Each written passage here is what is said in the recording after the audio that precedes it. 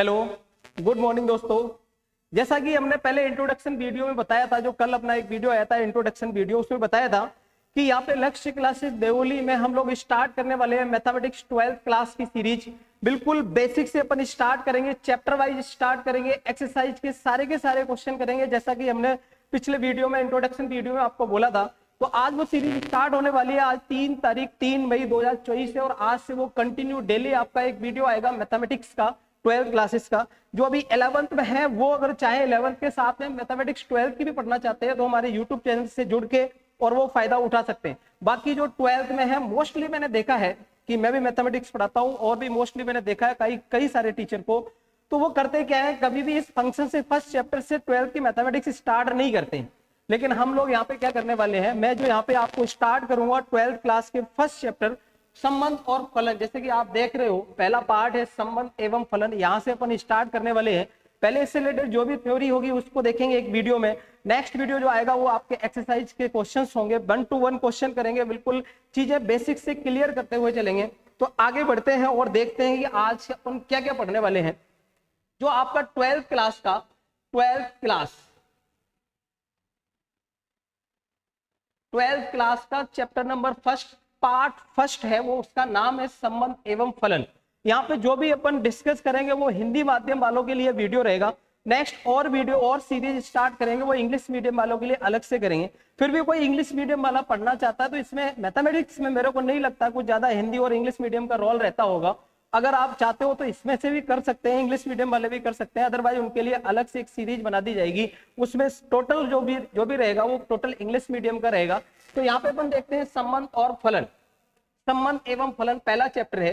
बेटा ये जो चैप्टर है ये आप पहले 11th क्लास में इसको डिस्कस करके आ चुके हैं। सेकंड चैप्टर जो भी 11th क्लास में है वो आपका संबंध और फलन ही है। ठीक है, तो वहां पे जो भी अपन ने पढ़ा था बिल्कुल बेसिक पढ़ा था कि संबंध होता क्या है, फलन होता क्या है, उससे रिलेटेड छोटे छोटे 1-2 टर्म्स थे वो वहां पे अपन पढ़ के आ चुके हैं। वापस उन चीजों को यहाँ पे डिस्कस करना मेरे को नहीं लगता कि हाँ जरूरी है। इतनी चीजें आपको पता है और वो चीजें इतनी ज्यादा यहाँ पे इंक्लूड भी नहीं होंगी। बहुत सारी चीजें वहां की जो थी वो यहाँ पे इतना ज्यादा इफेक्ट नहीं डालेंगी। तो ये मेन जो 12th के लेवल का जो फंक्शन है उसमें अपन पढ़ने वाले हैं फलन को, संबंध और फलन।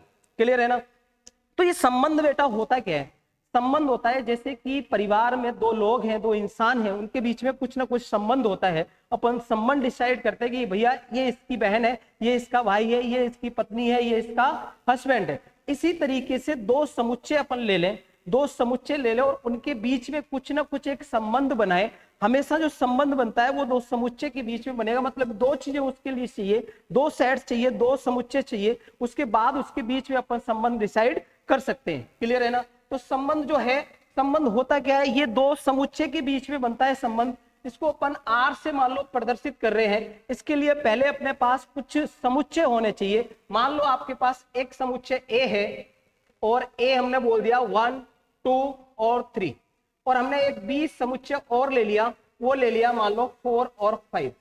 अब इनके बीच में कोई एक संबंध है जो आर जो है वो ए टू बी, मतलब कि ए से बी में एक संबंध बनाने वाले हैं। वो संबंध कुछ भी हो सकता है, बहुत सारे संबंध बनने वाले हैं। 2 समुच्चय पे बहुत सारे संबंध बनेंगे। वो उनमें से कोई एक संबंध आर है जो कि ए से बी में जा रहा है। इसकी वैल्यू कुछ भी हम उठा के ले लेंगे यहाँ से। मान लो इसकी जो वैल्यू है वो क्या है 1,2 और 1,4 और ऐसे ही मैंने ले लिया 3,5। ये कोई एक संबंध हो सकता है। क्लियर है ना? एक संबंध हो सकता है ए से बी, समुच्चय ए से बी में हो सकता है। मैं जो 12th क्लास में अपन संबंध पढ़ने वाले हैं उसमें सबसे जो पहला पॉइंट अपन देखने वाले हैं वो पहला पॉइंट है, जो पहला जो टॉपिक है वो है कार्तीय गुणन। क्या है? कार्तीय गुणन। पहले अपन कार्तीय गुणन को देखेंगे जी। संबंध में अपन सबसे पहले क्या देखने वाले हैं? सबसे पहले अपन जो देखने वाले हैं वो क्या देखेंगे? कार्तीय गुणन। अब ये कार्तीय गुणन क्या होता है? कार्तीय गुणन क्या होता है? देखो मैंने मान लिया कोई, सबसे पहले में अपन टॉपिक लिख देते हैं। टॉपिक क्या है? सॉरी एक सेकंड। टॉपिक आपका संबंध जो है आपका, इसमें एक टॉपिक है वो है कार्तीय गुणन। क्या है? कार्तीय गुणन।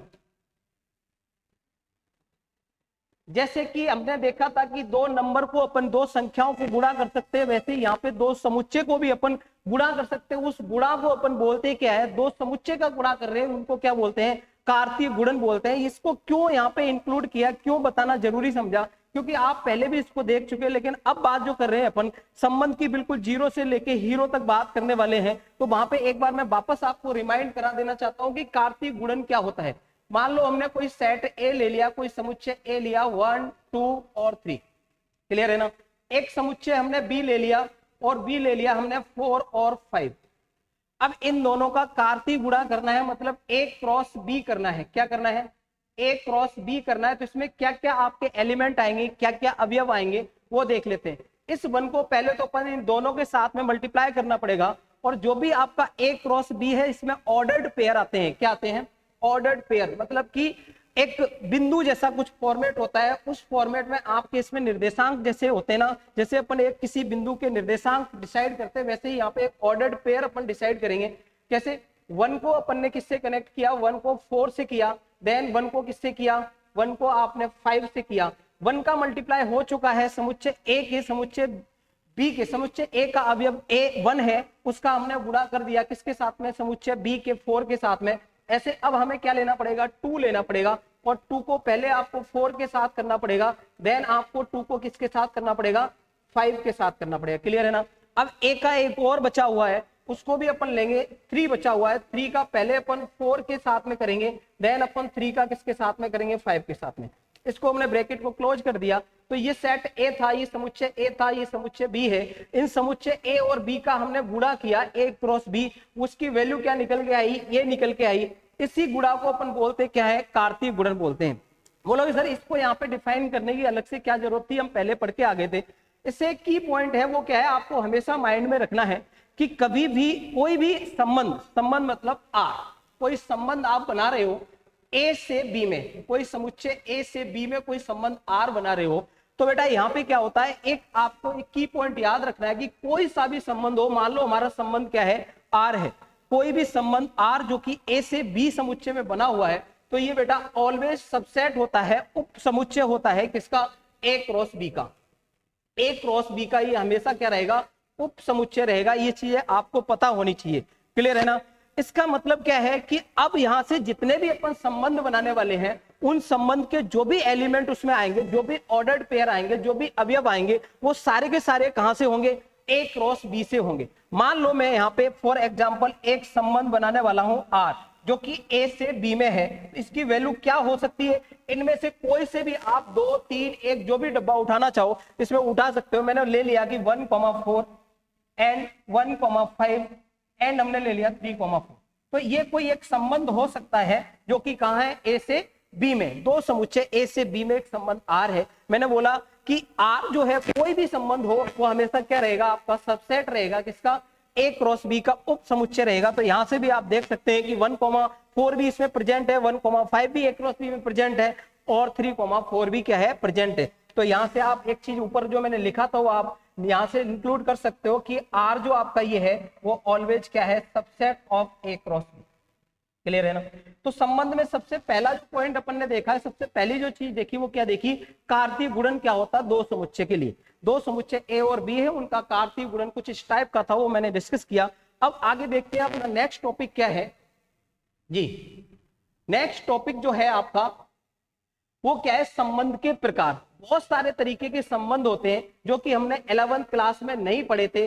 11th क्लास में संबंध से रिलेटेड हमने बहुत कम पढ़ा था। वहां पे वो क्या था, संबंध होता क्या है, बस इतना पढ़ा था, और उसमें कुछ एक क्वेश्चंस किए थे और उसको लिखते कैसे वो देखा था अपन ने। अब जो अपन पढ़ने वाले हैं वो क्या है, संबंध के टाइप पढ़ने वाले हैं, और उस टाइप में जो पहला आपका टाइप है वो है सार्वत्रिक संबंध। संबंध क्या है, सार्वत्रिक संबंध। बेटा ये सार्वत्रिक संबंध क्या होता है, देखो आज की क्लास बहुत ही इंपॉर्टेंट है, क्योंकि जब तक आपको ये थ्योरी क्लियर नहीं होगी तब तक आप क्वेश्चन आराम से नहीं कर सकते हो। इस क्लास को बनाने का एक ही रीजन है कि ताकि जब अपन एक्सरसाइज में एंटर करें तो एक्सरसाइज के हर एक क्वेश्चन से रिलेटेड अपन को पहले से जानकारी हो कि कुछ इस टाइप का क्वेश्चन है तो हमें सर ने थ्योरी वाले पार्ट में क्या बताया था, मतलब कि सारी की सारी, आप मान लो यहाँ से जयपुर जा रहे हो और जयपुर जाने के लिए आपको पहले से ही उसकी रणनीति बता दी जाए कि यहाँ से पहले आपको बस स्टैंड जाना, बस स्टैंड से वो वाली बस पकड़नी है, फिर जयपुर में जाके वहां पे उतरना है, फिर वहां से प्लेटफॉर्म नंबर 3 पे जाना है, फिर ये करना है। तो अपन क्या जर्नी को एंजॉय भी करते जाते हैं और चीजें आसान, अपने लिए आसान हो जाती है। वही सेम कंडीशन यहाँ पे है। अगर अपन पहले से क्वेश्चन से रिलेटेड थ्योरी अपन पढ़ लेंगे, उससे रिलेटेड जो भी कुछ कठिनाइयां, उतार चढ़ाव, खड्डा, ऊंचा जो भी आएगा ना, अगर अपन उसको देख लेंगे तो क्वेश्चन करने में अपन एंजॉय फील करेंगे और आसानी से क्वेश्चन क्या सॉल्व हो जाएगा। तो सार्वत्रिक संबंध है, इसकी अगर मैं डेफिनेशन लिखना चाहूं, डेफिनेशन बताना चाहूं तो क्या है, कैसे, पहले एक लाइन में डेफिनेशन इसकी लिखूंगा, देन आपको बताऊंगा कि ये सार्वत्रिक संबंध होता क्या। समुच्चय, समुच्चय, कोई समुच्चय मैंने ए ले लिया, समुच्चय ए पर परिभाषित,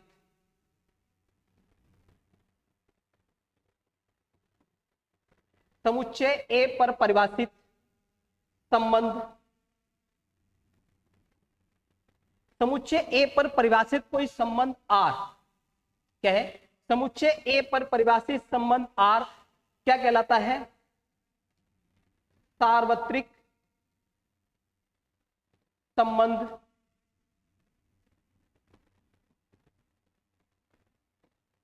कहलाता है। यदि, मेन तो अब ये कंडीशन है, समुच्चय, कोई समुच्चय ए है, उस पर कोई परिभाषित संबंध है आर, वो आपका क्या सार्वत्रिक संबंध कहलाएगा। कब कहलाएगा, यदि ए का प्रत्येक अवयव ए के सभी अवयव से संबंधित हो।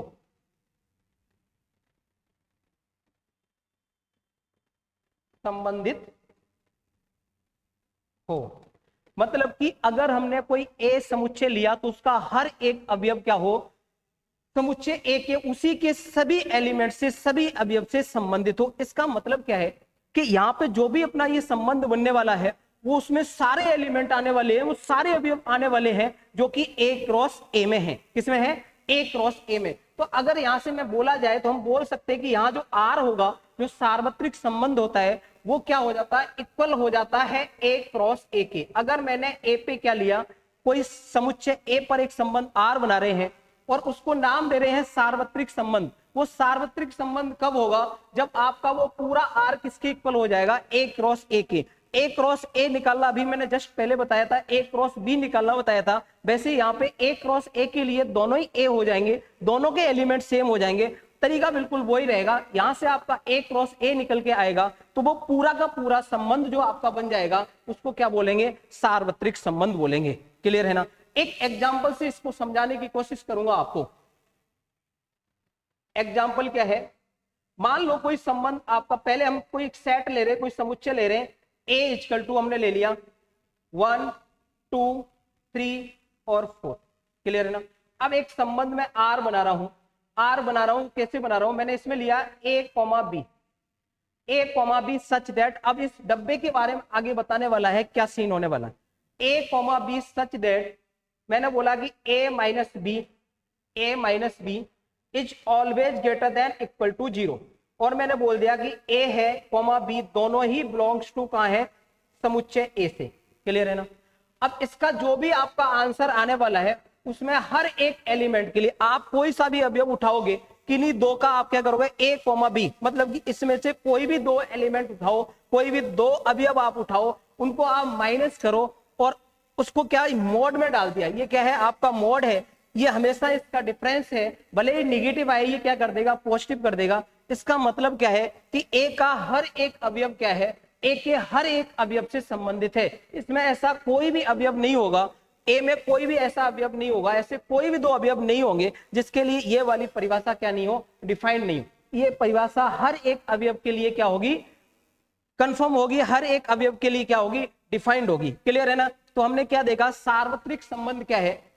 ये जो सार्वत्रिक संबंध है ये इतना ज्यादा आपके यूज नहीं आएगा, आपके जो यूज आने वाले हैं वो 2-3 अलग ही संबंध है, वो आपके यूज आने वाले हैं, वो नेक्स्ट अपन देखेंगे क्या है। तो यहाँ तो अपन ने सार्वत्रिक टोटल जितने भी टाइप होते हैं सारे अपन डिस्कस करने वाले हैं यहाँ पे। क्लियर है ना। तो आगे अपन बढ़ते हैं।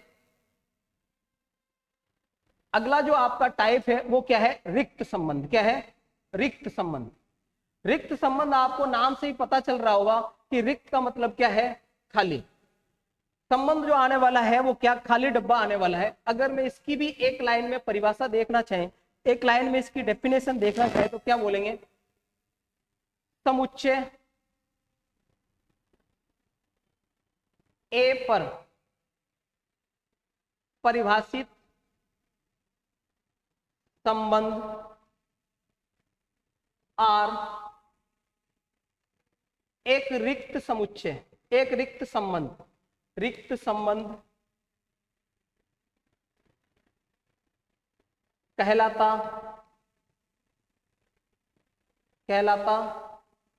है यदि ए का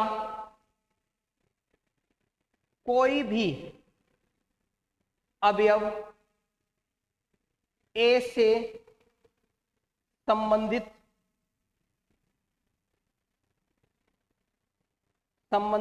ना हो। मतलब इसमें क्या है, पिछले वाले में सार्वत्रिक में क्या कि सारा का सारा आ गया था, उसमें से कोई सा भी ए क्रॉस ए का कोई सा भी अपन डब्बा उठा लेते और उसके लिए देखते कि mod of A minus B is greater than equal to 0, तो हर एक डब्बे के लिए वो चीज फुलफिल थी, हर एक डब्बे के लिए वो चीज सही थी। इसलिए ए क्रॉस ए जो है वो टोटली आपका क्या संबंध, आर की वैल्यू ए क्रॉस ए आ गई थी, मतलब कि सारे के सारे। अब इस केस में क्या है, रिक्त संबंध में क्या है, रिक्त संबंध में क्या है कि इसका एक भी अवयव ए का कोई एक भी अवयव ए के किसी भी अवयव के साथ क्या नहीं होगा, संबंधित नहीं है। तो यहाँ पे इस वाले संबंध को क्या बोलेंगे अपन, रिक्त संबंध बोलेंगे। एक एग्जांपल देके देखते हैं। ए इक्वल टू कोई ए अपन समुच्चय ले रहे हैं 1 2 3 और 4। हमने अब यहाँ पे एक ए पे ही हमने क्या लिया, एक संबंध लेने वाले हैं, वो है आपका संबंध क्या है, A comma B, such that, अब आगे मैं लिख रहा हूं क्या कि a माइनस बी, मोड में डाल दिया, a minus B is greater than 100। क्या लिख दिया, a minus B is greater than equal to 100 और a comma B belongs to किससे है, आपका a से।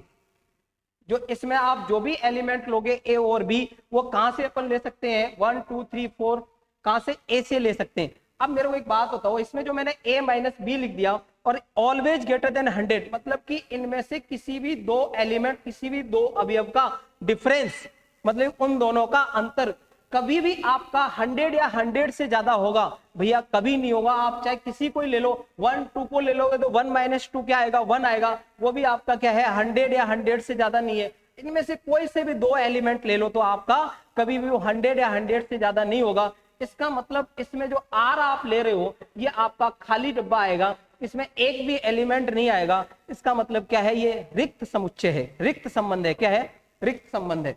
एक मैं डेली लाइफ से इसका एग्जांपल लेने की कोशिश करूं तो बोल सकते हैं कि आर आपका कोई संबंध है। आर क्या है, आर आपका कोई संबंध है और मैं बोलूं कि आर है क्या, दो व्यक्तियों के वजनों का अंतर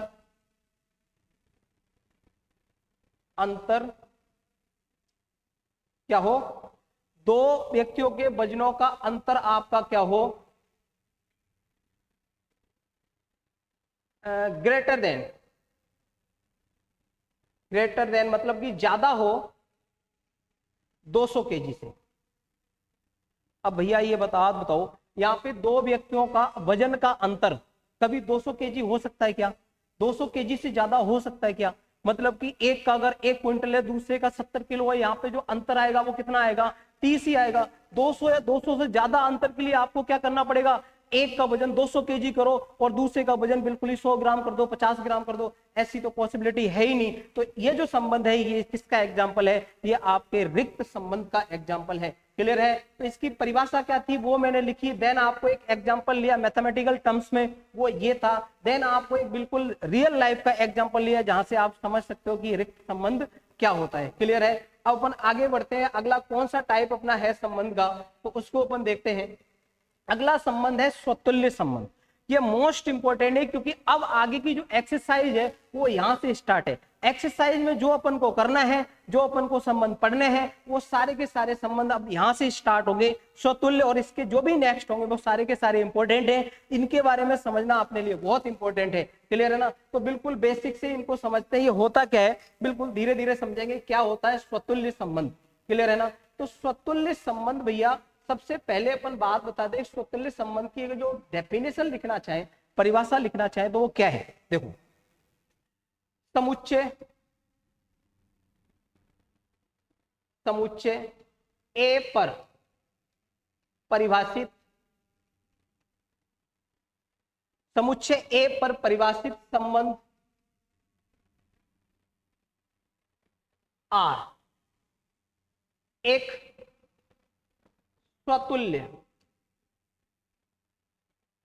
स्वतुल्य संबंध कहलाता है। यदि, कब कहलाता है? यदि समस्त या सभी ए बिलोंग्स टू ए, कोई एक अवयव है ए, वो कहां से? ए से। सभी अवयव के लिए, जो कि किसके अवयव है? समुच्चय ए के। सभी ए बिलोंग्स के लिए ए बिलोंग्स टू आर, मतलब कि अगर मैंने एक समुच्चय ए ले लिया, उसमें 5 अवयव है, इसके लिए इसका मतलब है 5 के 5 अवयव के लिए क्या होना चाहिए? उनके जो स्वयं से संबंधित होते हैं ए, वो आपके संबंध आर में होने चाहिए, तभी वो संबंध आपका क्या कहलाएगा? स्वतुल्य संबंध कहलाएगा। क्लियर है ना? तो डेफिनेशन आपकी क्या थी? समुच्चय ए पर परिभाषित संबंध आर एक स्वतुल्य संबंध कहलाता है यदि सभी ए बिलोंग्स टू ए के लिए ए बिलोंग्स टू क्या? आर, मतलब कि अपने संबंध में वो पेयर होना चाहिए, तभी ये क्या कहलाएगा? आपका स्वतुल्य संबंध कहलाएगा। एक एग्जांपल लेते भैया। एग्जाम्पल क्या है? सबसे पहले हमें एग्जाम्पल में क्या लेना पड़ेगा? सबसे पहले एग्जाम्पल में एक समुच्चय लेना पड़ेगा। हमने समुच्चय ले लिया 1, 2, 3 और 4। क्लियर है ना? अब मैं यहां से एक संबंध लिखना चाह रहा हूं। संबंध क्या लिख रहा हूं? यहाँ पे 1, 1, 2, 2, 3, 3, 4, 4, और भी हमने इसमें ले लिया 1, 3, और हमने ले लिया आपका 2, 3। क्लियर है ना? और भी कुछ भी ले सकते हैं। एक संबंध कोई ये है, हमें स्वतुल्य होने के लिए संबंध में किस चीज की नीड है, क्या चीज अपन खोजेंगे? अगर उसने पूछ लिया, ये संबंध दे दिया और ये आपका स्वतुल्य है या नहीं, तो हम सिर्फ और सिर्फ एक चीज खोजेंगे, वो अगर मिल गई तो इसको बोल देंगे स्वतुल्य है, अगर वो नहीं मिली तो हम बोल देंगे स्वतुल्य नहीं। हम क्या खोजने वाले हैं? हम ए के, देखो ए बिलोंग्स टू ए, मतलब ए के हर एक अवयव, मतलब ये 4 अवयव है, 4 के 4 के लिए अपने संबंध आर में अपन क्या ढूंढने वाले हैं? ए, क्या ढूंढने वाले हैं? ए। इसका मतलब सबसे पहला अवयव है, उसके लिए क्या ढूंढना पड़ेगा? अगर ए की वैल्यू में 1 मान लूं तो अपन को क्या ढूंढना पड़ेगा? 1, 1, मतलब ए, अगर 1 के लिए देखें तो 1, 1 आपका संबंध आर में होना चाहिए, अपने पास प्रेजेंट है। क्लियर है ना? सेकंड अपन क्या देखें? मैंने बोला सभी ए के लिए, मतलब सेकंड वाले के लिए भी चेक करेंगे। सेकंड वाले के लिए, इस चीज के लिए अपन देखा जाए तो क्या होना चाहिए? ए की वैल्यू 2, तो 2, 2 अपने संबंध में है, तो अच्छी बात। ऐसे ही आपने 3 के लिए देखा, 3, 3 है। 4 के लिए देखा, 4, 4 है। बस हमें अब आगे नहीं देखना है। आगे कुछ एक्स्ट्रा भी है तब भी चलेगा, नहीं है तब भी चलेगा। हमारी जो बेसिक नीड थी वो क्या थी? ए बिलोंग्स टू आर, सभी अवयव के लिए, ए के सभी अवयव के लिए, जो कि हमें मिल गया, तो हम बोल सकते हैं ये जो संबंध है आपका वो कौन सा है? ये आपका स्वतुल्य संबंध है। क्लियर है ना? देखो बेटा, मैंने आपको बताया था और आपने 11th क्लास में भी पढ़ा हुआ है कि संबंध को लिखने के 2 तरीके होते हैं। कितने तरीके होते हैं? 2 तरीके से अपन संबंध को रिप्रेजेंट करते हैं, प्रदर्शित करते हैं, लिखते हैं। वो कौन कौन सा तरीका है? एक तो होता है रोस्टर रूप और दूसरा होता है समुच्चय निर्माण रूप। क्या क्या होता है? एक तो होता है रोस्टर रूप और एक क्या होता है? समुच्चय निर्माण रूप, जो कि अपन 11th क्लास में अच्छे से देख के आ गए, इसलिए अपन ने यहाँ पे उस चीज को डिस्कस नहीं किया। ये जो अपना रूप है, ये वाला कौन सा संबंध आर का? ये रोस्टर रूप है। कौन सा है? रोस्टर रूप में अपन समझ रहे हैं। किसको समझ रहे हैं भैया? स्वतुल्य संबंध को। क्लियर है ना? आगे जब अपन को क्वेश्चन मिलेंगे उसमें रोस्टर रूप भी मिलेगा संबंध का और आपको समुच्चय निर्माण रूप भी मिलेगा, दोनों ही मिलेंगे। दोनों से आप पहले से परिचित हो, कोई दिक्कत नहीं है, आराम से आप क्वेश्चन करोगे। बस यहाँ पे समझने की जरूरत है, तो वो क्या है कि स्वतुल्य संबंध होता क्या है? स्वतुल्य का मतलब क्या है? खुद से। स्वतुल्य का मतलब है खुद से, मतलब कि ए में अगर 4 अवयव हैं तो 4 के 4 खुद से संबंधित हों, खुद से रिलेट हों, मतलब कि अपने संबंध में क्या वो सारे के सारे खुद से संबंधित वाले प्रेजेंट होने चाहिए। क्लियर है ना भैया? तो अब आगे बढ़ते हैं। 3 टाइप अपन ने पढ़ लिए जिसमें कि ये सबसे मोस्ट इंपोर्टेंट था। अब आगे वाला अपन देखते हैं अगला संबंध क्या है जी। अगला संबंध जो आपका स्क्रीन पे दिख रहा है जिसका नाम है सममित संबंध। क्या है? सममित संबंध। अब ये सममित संबंध क्या होता है ये भी अपने लिए बहुत मोस्ट इंपोर्टेंट है। जब आप क्वेश्चन करोगे ना तो आपको ऑटोमेटिक पता चल जाएगा भैया कि यहाँ पे जो संबंध जो मैंने तीसरे नंबर से स्टार्ट किया था ना वो वहां से सारे के सारे आपको क्या एक्सरसाइज में आपको देखने को मिलेंगे। बार बार आपसे पूछा जाएगा, ये संबंध लिख देगा, पूछेगा ये स्वतुल्य है या नहीं है, ये सममित है या नहीं है, आगे 1-2 टाइप और है उनके बारे में पूछेगा। तो सबसे पहले कुछ भी लिखा है पहले उसके बारे में आपको पता होना चाहिए। क्या पता होना चाहिए? कि वो है क्या भैया। आपका जो भी लिखा हुआ है, जो भी संबंध आपका है वो क्या होना चाहिए? ये क्या हैंग हो गया क्या भाई साहब? ये क्या हुआ भैया? हैंग? कंप्यूटर वाले भैया हैंग हो गया क्या? Please come. Sorry for disturbance. ये चीजें होती रहती है, देखो अपने हाथ में नहीं है, ये चीजें इलेक्ट्रॉनिक्स चीजें हैं, तो इलेक्ट्रॉनिक्स चीजें अपने हाथ में। वेरी गुड, बहुत बहुत धन्यवाद आपको भाई साहब। बिल्कुल। तो अपन नेक्स्ट इसके बारे में बता देते हैं भैया आपको। ये हमारे यहाँ का लास्ट ईयर का इसी साल का रिजल्ट है, बेस्ट रिजल्ट है। इसमें आप देख सकते हो टोंक डिस्ट्रिक्ट का सबसे बेस्ट फर्स्ट रैंक रिजल्ट है। ये रिजल्ट आप देखो, ये हमने तो नहीं भाई साहब निकाला, ये अपने आप में बाई मिस्टेक निकला। अब निकला है थोड़ा सा आपको बता देता हूँ कि वे लक्ष्य क्लासेस देवली से बात कर रहे हैं भैया, वहां पे ये क्लासेस चल रही है और उस क्लासेस के इसी 2024 का ये रिजल्ट है। और ये टोंक डिस्ट्रिक्ट का सबसे टॉप मेरिट है, फर्स्ट मेरिट है, फर्स्ट रैंक है ये 97 वाली, इससे हाईएस्ट कोई भी मेरिट नहीं है। और आगे और भी देख सकते हो ये हमारे इसी साल के रिजल्ट्स हैं, इसी साल के सारे हीरो हीरोइंस हैं। ठीक है भैया, आओ आप देरी नहीं करते हो और आगे बढ़ेंगे।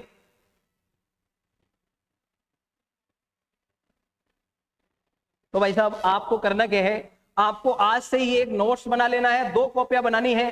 2 कॉपियां आप बनाओगे, देन 2 कॉपियों के बाद क्या करना पड़ेगा, एक कॉपी में तो जो अपन सबसे पहले जो एक्सरसाइज करने से पहले जो अपन थ्योरी पढ़ेंगे उस थ्योरी पार्ट को आपको कंप्लीट करना है, एक कॉपी में लिखना है। देन नेक्स्ट वीडियो पे अपन क्या करने वाले हैं, एक्सरसाइज के क्वेश्चंस करने वाले हैं। नहीं नहीं, अभी तो कहां हुआ भैया, अभी तो मेन पार्ट तो बाकी है। आपसे रिक्वेस्ट रहेगी कि नेक्स्ट टाइम से ऐसा कुछ नहीं हो, आप पहले से पहले सब कुछ अरेंज करके रहिए।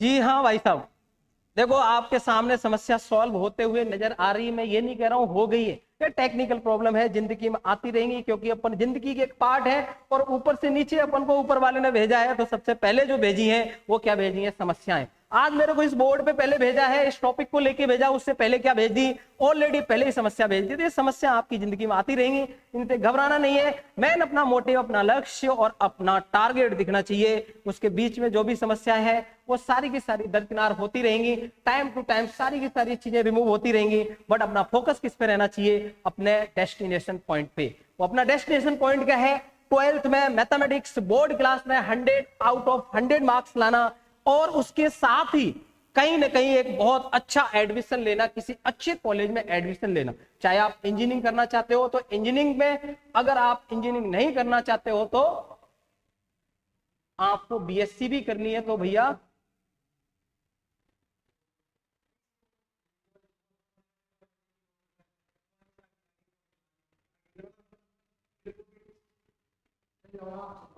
आप आ जाओ भैया। अच्छा साहब, ठीक।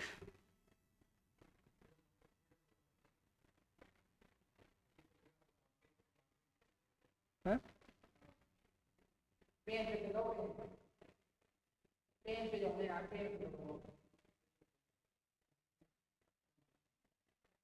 ठीक साहब, देखो सॉरी फॉर डिस्टरबेंस, हमने जानबूझ के नहीं किया, ये सारी चीजें ये अपने आप आती है और हर किसी की जिंदगी में आती है, हमारी जिंदगी में भी आ गई। कोशिश करेंगे, भगवान से दुआ करेंगे आगे से और हमारे कंप्यूटर मास्टर से दुआ करेंगे आगे से ऐसी कोई समस्या प्रोवाइड नहीं करवाएं। तो अपन ने क्या क्या क्या देख लिया, इससे पहले 3 संबंध देख लिए थे, 3 संबंध के टाइप देख लिए थे, स्वतुल्य तक पहुंच गए थे जो कि बहुत मोस्ट इंपॉर्टेंट था। हमने स्वतुल्य के बारे में देख लिया था कि स्वतुल्य कोई भी संबंध, स्वतुल्य संबंध तभी होता है, कब होता है, तभी होगा जब उसके किसी भी समुच्चय के हर एक अवयव के लिए स्वयं से रिलेटेड डब्बा उसमें प्रेजेंट होना चाहिए। क्लियर है ना, बहुत अच्छे से आपने पहले देख लिया था। अब अपन देखते हैं सम्मित संबंध। किसी भी संबंध से समझने से पहले उसकी एक लाइन की जो परिभाषा होती है वो समझ में आ गई तो आगे की पूरी जर्नी अपने समझ में आ जाती है। तो सम्मित क्या होता है, अगर इसकी परिभाषा लिखना चाहें, समुच्चय ए पर परिभाषित, समुच्चय ए पर परिभाषित संबंध आर क्या कहलाता है, सममित। सम्मित संबंध कहलाता है यदि समस्त A1, A2 belongs to A के लिए A1, A2 belongs to R से हमें क्या मिल जाए, A2, A1 belongs to R प्राप्त हो जाए। क्लियर है ना। देखो भैया डेफिनेशन पहले देखो क्या है, परिभाषा क्या है, सम्मित संबंध क्या होता है, समुच्चय ए पर परिभाषित संबंध आर आपका सम्मित संबंध कहलाएगा। कब कहलाएगा, यदि समस्त A1, A2 मतलब कोई दो अवयव अपन ले रहे हैं अपने समुच्चय से, दो अवयव ले रहे हैं A1, A2 मतलब इनके लिए क्या हो, A1, A2 belongs to R मतलब कि अगर मैंने 1, 2 ले लिया तो इसमें क्या होना चाहिए, A1, 2 बिलोंग्स टू R अगर वो प्रेजेंट है उससे हमें क्या और मिल जाए, 2, 1 और उसमें मिल जाए तो अपना काम हो जाएगा। अब इसको अपन एग्जाम्पल से समझेंगे तो और चीजें क्लियर हो जाएगी। एग्जाम्पल क्या है भैया, एग्जाम्पल है A पहले हमने कोई ले लिया 1, 2, 3 और 4। अब मैं इससे एक संबंध R बनाना चाहता हूं, इसमें हमने क्या बोला कि 1, 2 ले लिया, क्या ले लिया, अगर हमने 1, 2 ले लिया तो अब क्या होना चाहिए, देखो A1 और A2, अगर A1 और A2 भी देख रहे हैं और A1, A2 belongs to R मतलब कि A1 और A2 हमारे संबंध में है तो क्या और मिल जाए, उसी से A2, A1 और मिल जाए, मतलब इसका जस्ट उल्टा और मिल जाए, मतलब 2, 1 और मिल जाए तो अपना काम हो जाएगा। ऐसे अपना और भी कोई अवयव मान लो ले लिया हमने 3, 1 ले लिया तो हमें क्या और मिल जाए, 1, 3 और हम ढूंढना स्टार्ट कर देंगे, अगर ये मिल गया तो काम हो जाएगा। तो हर एक पेयर के लिए अपन देखते हैं, ऐसे ही आगे और देखते जाएंगे। 3, 1 मिल गया तो 1, 3 भी अपने पास क्या होना चाहिए, ऐसे ही देखेंगे। तो इन संबंध को, ये जो संबंध है आपका, इसको क्या बोलते हैं, सम्मित संबंध बोलते हैं। मतलब क्या है कि अगर आपने 1, 2 लिया तो 2, 1 भी हमारे पास प्रेजेंट होना चाहिए, अगर आपके संबंध में 1, 3 है तो 3, 1 भी आपके पास होना चाहिए। मतलब जो भी आपने संबंध लिया उसमें जितने भी पेयर हैं हर एक पेयर के लिए अपन को चेक करना पड़ेगा। वो कैसे करना पड़ेगा, अगर 1, 2 है तो पीछे से जिसका उल्टा कर दो 2, 1 भी होना चाहिए, 3, 1 है तो 1, 3 भी होना चाहिए। ऐसे बहुत सारे हैं, एग्जाम्पल आएंगे आपके किसके, सम्मित संबंध के। हो सकता है आपको यहां से समझ में आ जाए। और भी चीजें क्या है जो कि बिल्कुल ही क्लियर हो जाएंगी जब आप एक्सरसाइज के क्वेश्चन करेंगे, एक्सरसाइज के एग्जांपल देखेंगे, वहां सारी चीजें क्लियर हो जाएंगी। अभी सिर्फ यहाँ पे जो डेफिनेशन थी वो क्या थी और एक एग्जांपल से समझने की कोशिश करी। क्लियर है ना। अब अपन आगे बढ़ते हैं, आगे जो नेक्स्ट है, नेक्स्ट संबंध कौन सा है उसको अपन देखते हैं।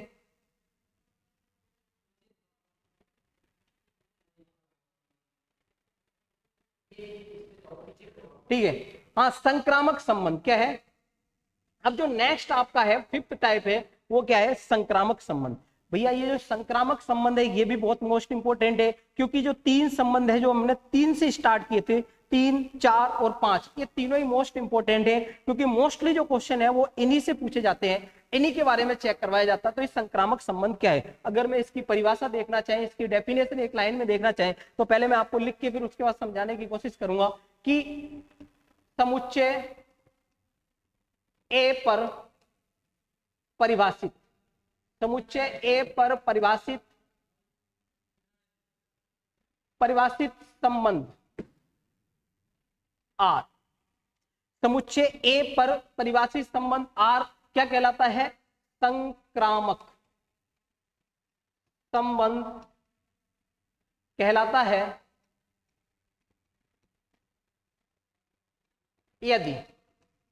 यदि समस्त A1, A2, A3 belongs to ए। अब की बार मैंने 3 एलिमेंट ले लिए, समस्त A1, A2, A3 belongs to ए के लिए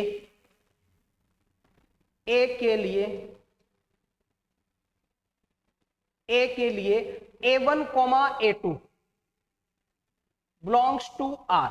क्या है? A1, A2 मतलब कि 1, 2, 3 लिया तो 1, 2 अपने संबंध में है, तथा A2, A3 मतलब 2, 3 के लिए A1, A2 तथा A2, A3 से हमें क्या मिल जाए? A1, A3 प्राप्त हो जाए। क्या हो जाए? A1, A3 प्राप्त हो जाए तो क्या होगा? तो वो संबंध क्या होगा आपका? संबंध आपका संक्रामक होगा। क्या होगा? संक्रामक होगा। क्लियर है ना? ठीक साहब, इस लाइन को आप पढ़ने की कोशिश करो, समझने की कोशिश करो। क्या है संक्रामक संबंध में? हमने 3 एलिमेंट ले लिए, 3 अवयव ले लिए। किससे लिए? किसी समुच्चय ए से लिए। देन अपन देख रहे हैं कि अगर आपके पास A1, A2 तथा A2, A3 कोई 2 एलिमेंट, कोई 2 डब्बे प्रेजेंट है, अगर ये दोनों डब्बे प्रेजेंट हैं तो हमें इन दोनों को कैंसिल करने के बाद जो बचा हुआ है A1, A3 भी हमारे रिलेशन में, हमारे संबंध में प्रेजेंट होना चाहिए। अगर ऐसा कुछ है तो उस संबंध को हम क्या बोल देंगे? कि ये आपका संक्रामक संबंध है। एक एग्जांपल लेके आपको समझाने की कोशिश करूंगा भैया। A इक्वल टू आपके पास कोई संबंध है, सॉरी समुच्चय है 1, 2, 3 और 4। अगर एक संबंध आर हम बना रहे हैं, मान लो हमने ले लिया 1, 2 और 2, 3, तो हमारे पास क्या और होना चाहिए? ये तो दोनों गए और यहाँ पे क्या आ जाना चाहिए? 1, 3।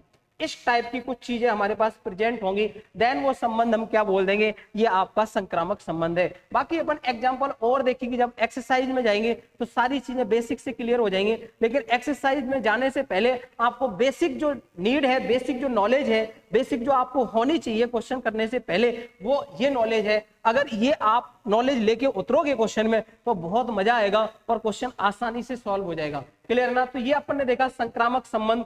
अब अपन आगे बढ़ते हैं। क्या है आगे? देखते हैं क्या भैया?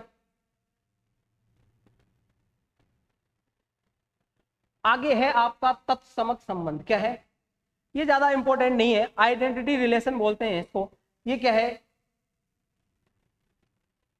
समुच्चय ए पर परिभाषित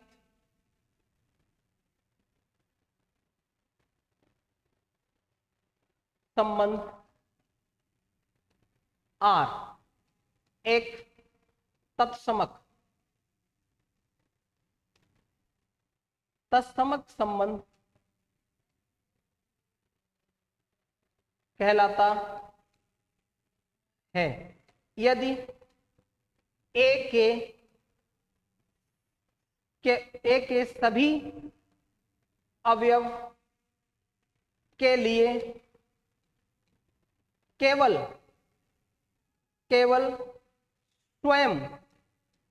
स्वयं से संबंधित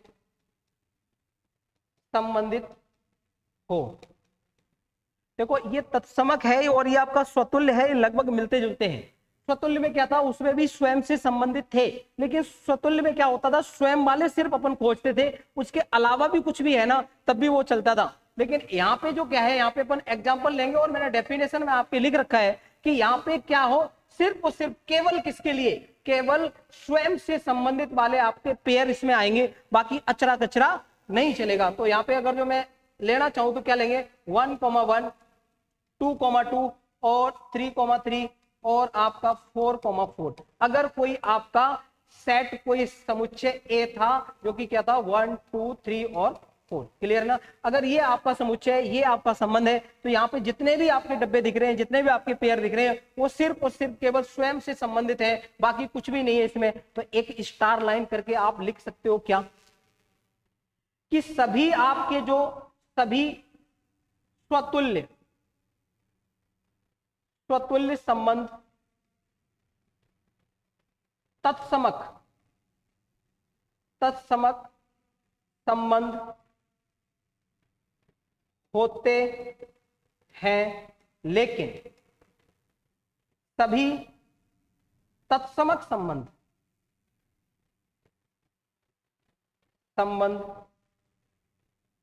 स्वतुल्य संबंध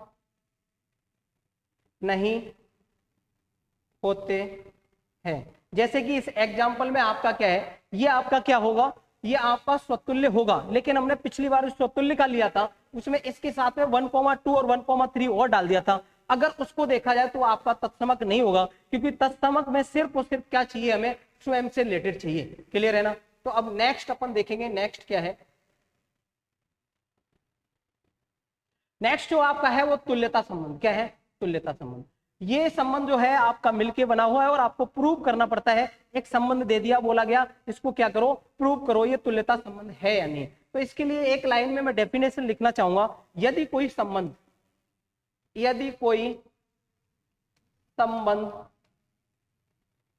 आर क्या क्या है, स्वतुल्य, सममित तथा संक्रामक, तीनों है, तो वो संबंध, तो वह संबंध क्या कहलाएगा, तुल्यता संबंध कहलाता। इसके लिए आपको अलग से कुछ चेक नहीं करना, जो 3 अपन पीछे पढ़ चुके हैं, क्या क्या, स्वतुल्य, सममित और संक्रामक। किसी भी संबंध के बारे में पूछा जाए कि ये तुल्यता संबंध है या नहीं है, तो आप उसके लिए सबसे पहले स्वतुल्य चेक करो, स्वतुल्य है, देन आप क्या सममित चेक करो, सममित है, देन आप क्या संक्रामक चेक करो, संक्रामक भी है, मतलब ये तीनों है, तो हम बोल देंगे वो क्या है, आपका तुल्यता संबंध है। क्लियर है ना? तो इसके रिलेटेड जो भी एग्जाम्पल है वो अपन बाद में देखेंगे, एक्सरसाइज के क्वेश्चन में देखेंगे। बाकी यही था अपना संबंध का सीन। आगे तो थैंक यू भैया। तो ये जो था आपकी एक्सरसाइज 1.1 से रिलेटेड जितनी भी जर्नी, जो अंदर आपकी जो उतार चढ़ाव आएगा, जिन चीजों के बारे में आपको पहले से पता होना चाहिए था, वो ये सारी चीजें थी। कुछ टाइप्स थे संबंध के, संबंध क्या होता है, कार्तीय गुणन क्या होता है, कितने टाइप्स के संबंध थे, मोस्ट इंपोर्टेंट संबंध कौन से थे, वो अपन ने देखे। बिल्कुल डेफिनेशन देखते हुए देखे, एक बार अपने दिमाग में वो डेफिनेशन सेट हो जाएगी तो आप आराम से इजीली क्वेश्चन को सॉल्व कर सकते हो, क्योंकि क्वेश्चन में वही सारी चीजें पूछी जाएंगी जो कि हम पहले इस थ्योरी पार्ट में डिस्कस कर चुके हैं। अब जो आपके क्वेश्चन की जर्नी रहेगी बहुत ही आसान रहेगी।